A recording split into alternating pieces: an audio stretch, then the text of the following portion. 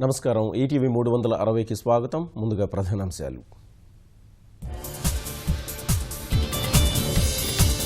తమిళనాడులో ప్రభుత్వ ఏర్పాటుపై తెగని ప్రతిష్టంభన. బల నిరూపణతోనే తెరదించాలని గవర్నర్ యోచన. సాగర్ నుంచి రాష్ట్రానికి 13.5 టీఎంసీల నీళ్లు రబీ కోసం విడుదల చేస్తూ బోర్డు ఉత్తర్వులు.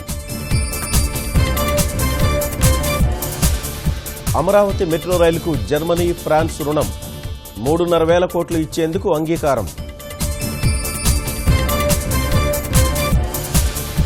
భోజనం సరిపోలేదన్నందుకు విద్యార్థులపై కర్రలతో దాడి. గుంటూరులోని ప్రైవేట్ కళాశాల దారుణం, పోలీసులకు ఫిర్యాదు. కళాశాలల్లోనే ఆదాయ, కుల, స్థానికత ధ్రువపత్రాలు.